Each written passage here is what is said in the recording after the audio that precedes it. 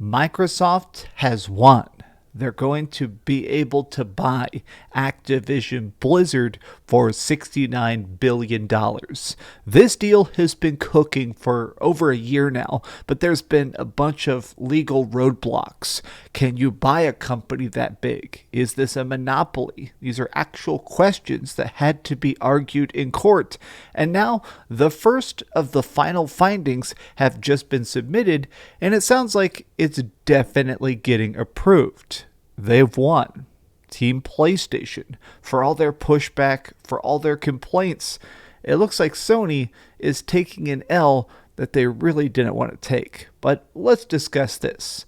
What's up, gamers? DreamcastGuy here. Hi, hope you're having a great day. If you could like this video and subscribe if you haven't already. I'm making this video before I had my coffee, so if I flub any words, be sure to mock me in the comments. So here we have what is essentially a finalized legal document by the UK government. Over in the United Kingdom, they have this special group called the CMA. Means like the Consumer Market Advocacy. It is their job to protect people from evil, gigantic companies ruining fair business. You know, stuff like if you're a mega trillion-dollar cell phone company, they don't want you to be able to just come into the United Kingdom and buy up everything. Well, their anti-monopoly laws have come into play during the acquisition of Activision Blizzard. Microsoft trying to buy, Call of Duty, World of Warcraft, Diablo. This is a mega massive acquisition. So they've been taking it seriously. They've been researching it. They've been trying to make sure this is actually fair. And now they have submitted their final conclusions. Now, the deal is technically not done. The deal is going to be finalized on April 30th. But at this point, they're definitely giving their legal thumbs up. Now, their final provisional findings are basically the fact that Sony in court kept saying, okay, what happens if Call of Duty becomes exclusive? What if, technically Microsoft legally had the ability to release a bad version of Call of Duty on PlayStation to try and screw them over, or maybe only release parts of the campaign. Like, there was nothing stopping Microsoft from completely just screwing over Call of Duty fans on PlayStation, technically. But they did a bunch of investigations, and the official legal findings from the court is that Microsoft wouldn't do that. Call of Duty makes so many billions and billions and billions of dollars, and according to their evidence, they say that's the point, is that Microsoft doesn't want to ruin Call of Duty. They want the billions of dollars. They're not actually interested in destroying any bit of Sony's market value. Now, what I find interesting is that they actually specifically say here their biggest contention is that Sony kept saying that if Microsoft owns Activision specifically, this would hurt competition. Essentially, Sony has admitted that this is just something, it's so big, they don't know how to keep up. Like, at least in the first-person shooter genre, PlayStation is saying, okay, like, how do we directly compete with Call of freaking Duty, the top-selling game every single year? And the UK government, essentially they're saying, it still seems like a fair deal. It seems like this won't really hurt competition. You've got SOCOM, you've got Killzone, make your own freaking shooters, is kind of what their argument seems to be. Now, a lot of people are kind of talking about this because, well, Sony has been incredibly adversarial. During this entire freaking acquisition, Microsoft, it definitely seems like, has of course been incredibly friendly. They've been trying to talk to Sony. They've offered them a 10-year contract to make sure that Call of Duty would still come to the PlayStation 5 for at least a decade and still be obviously in the best version possible because it's going to have haptic triggers and stuff. It's funny that now Sony is going to have to, if this deal goes through, Sony is going to kind of have to come to Microsoft and go, hey, sorry about legally and officially trash talking you in court for an entire year, can we still get Call of Duty, exclusive content and stuff? This is very interesting. People are bringing up some points, though. This is Shinobi. Shinobi, very, very wise guy. He actually also works in the industry as like a PR dude, and he says this: I've mostly stayed away from commenting on mergers, and I wanted to wait to see how things shake out.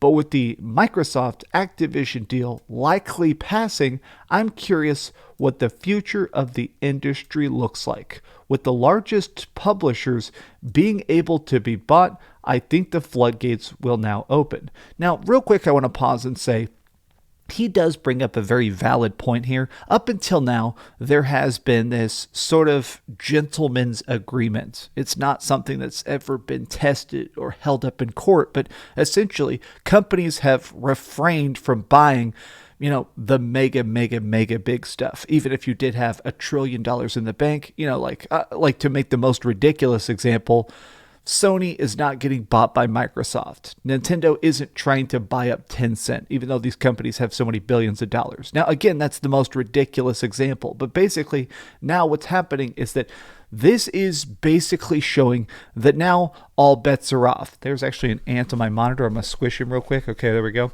All bets are off. So now it's basically saying anybody is allowed to buy anything. If this $69 billion acquisition gets approved, pretty much anything is probably going to get approved. Here we go. I doubt Microsoft is done. They'll probably go on a temporary cooldown for a time and then target another. After the Bungie deal, Jim Ryan and Sony said that they're not done with acquisitions. I can see them now trying to acquire Square Enix or Capcom or both if they haven't talked about it already. Will Tencent eat up Ubisoft? What about Sega, EA, Take-Two, Embracer? I expect the gaming landscape is about to go through some huge changes in the next 5 to 10 years. We are in uncharted territory, folks.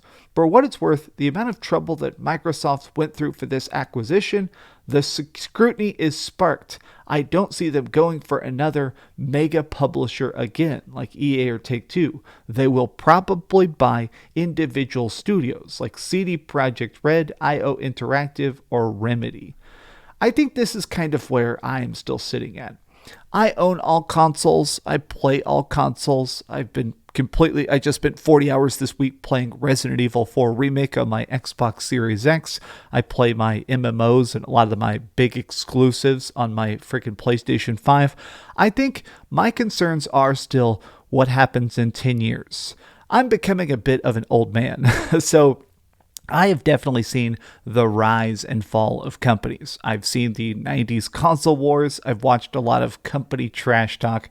I'm just kind of curious what's going to happen if somebody like Tencent or Embracer Group just keeps buying up everything. What if they do just keep buying up all those AA and AAA studios? I do think that in the long run, this massive acquisition run could end up being a negative. In a weird way, I do trust Xbox a lot as a publisher. They definitely seem to be incredibly hands-off, for better or for worse. I have seen some people say that maybe Microsoft should have actually cracked down on 343 Industries to make sure that Halo Infinite was better than it was. Or maybe, Microsoft has problems with deadlines or hype, like where's Fable?